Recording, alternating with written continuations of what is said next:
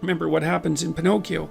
Pinocchio goes to Pleasure Island, and Pleasure Island is a place where impulsive pleasures can be had at a moment's notice. But what Pinocchio discovers, along with Jiminy Cricket, that Pleasure Island is run by masked totalitarians. They're all dressed in black, you remember, and they're turning the children and adolescents who are on Pleasure Island, they're depriving them of their voice, turning them into braying jackasses, and preparing to sell them as slaves to the salt mines. And so there's an implication in that story that the pursuit of impulsive pleasure is one route to totalitarianism and slavery, and I believe that. So perhaps orienting your language towards the gathering of impulsive pleasure is a misuse of your highest gift, the gift of logos, the gift of communication.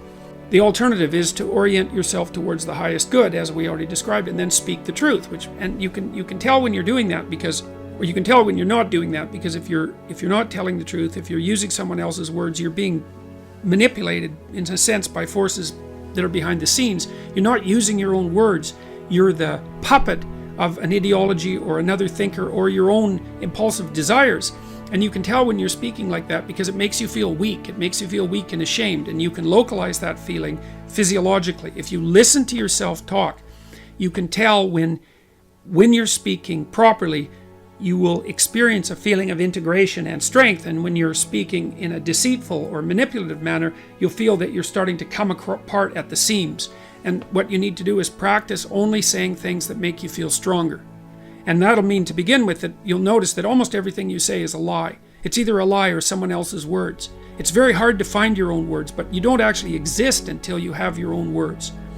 So then you try to teach yourself how to speak your own truth, and you listen to other people while you're doing that, because they can help you shape and correct your words. They'll react to them badly if you formulate your ideas badly, and if you listen and pay attention, then you can learn to formulate your words more and more clearly and accurately, and that makes you more and more powerful. It gives you more and more authority, which is the beneficial form of power.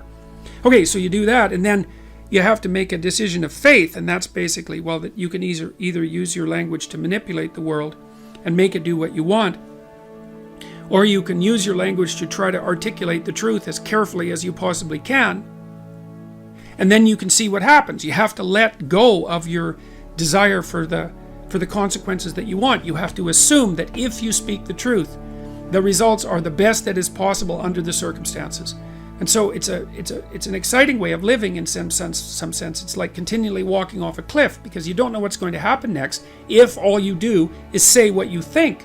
And maybe you're at work and you say what you think and you get fired, and you think, oh my God, that's a terrible catastrophe. But maybe it's not, because maybe if you're working somewhere and you have to lie to maintain your job, maybe you shouldn't be there. Maybe it's deadening your soul and damaging you in some permanent manner and making you corrupt. And so you have to orient yourself. You have to speak the truth as carefully as you can. You have to listen to others so that you correct your speech. And then you have to allow the consequences that ensue to unfold as they will. That's the ultimate act of faith, I would say. Then you should educate yourself. And it's not that easy to do now, because you have to find people who can actually tell you mostly what to read, and maybe also how to write, because writing is a way of formulating your thoughts ever more precisely. That's why you go to university, to learn how to write. If you know how to write, you can think. If you can think and speak and communicate in writing, you're unbelievably powerful in the authority manner, because arguments move the world forward, and if your arguments are tight and well constructed and lucid and well edited and carefully thought through, and you have 5 rationales for everything that you're doing, which is what happens if you learn to write properly, then you're like a force of nature, man. No one can take you down. And that's one of the things that people aren't taught about why you go get educated, especially in the humanities. Humanities education, if it's real, organizes your psyche, grounds you, puts you on a rock, and makes you a force to contend with. But you have to read the right people. And those are they're the great people of the past. In my list, they're the great men of the past, and that's just how it is. And so here's who I would recommend. I put reading lists up at jordanbpeterson.com. There's 2 of them. And the people that I recommend primarily they're books written by the following list of people: Fyodor Dostoevsky, Leo Tolstoy, who I think perhaps the greatest novelist the world has ever seen, Alexander Solzhenitsyn, another great Russian novelist. I don't know what it is about the Russians, but man, they produce writers that are incomparable. Alexander Solzhenitsyn wrote a book called The Gulag Archipelago, where he analyzed the Soviet prison camp system that arose after the Leninist revolution in the second decade of the 20th century.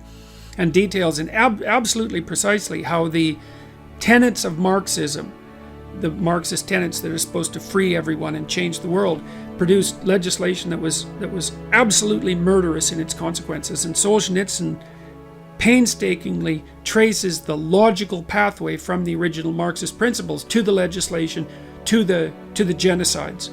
Because you'll hear people who are basically Marxists say things like, well, true Marxism never existed. And Solzhenitsyn took that argument apart in the mid-70s, and the Gulag Archipelago was an intellectual bomb. It demolished any credibility that Marxism had to intellectual respectability. You have to read the book. The book is about the central issue in our culture at the moment. If you don't read it, you're not informed. You can't participate in the debate except as a puppet.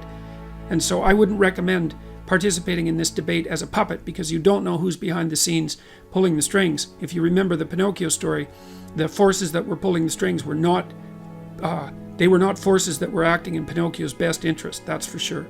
George Orwell, English essayist, incomparable commentator on socialist totalitarianism, even though he was a left-winger and a brilliant one. Aldous Huxley, who wrote Brave New World, had some very brilliant things to say about the potential demolition of sexual choice, of sexual partner as a part of a dystopian future.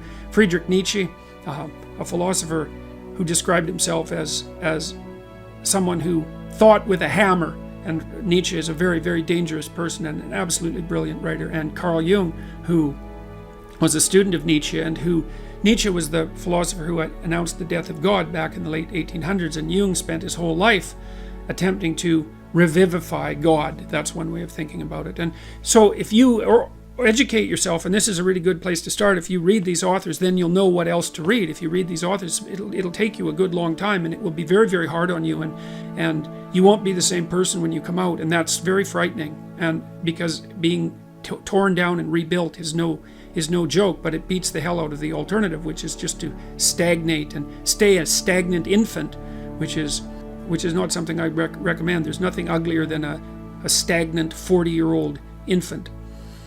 So that's equivalent, just so you know, to Pinocchio. Back to the Pinocchio story, rescuing Geppetto from the underworld. Remember when he had kind of turned into a half jackass after being at Pleasure Island, where he was enticed, by the way, from a couple of people that was the fox and the cat, who attempted to entice himself into believing that he was a victim and needed a vacation. So Pinocchio was enticed onto Pleasure Island by two figures that played on his sense of victimization and neurosis and suffering to convince him that he didn't have to take any responsibility for his own existence, and he could just busy himself with impulsive pleasures, right? That's how he fell into the hands of the totalitarians on Pleasure Island.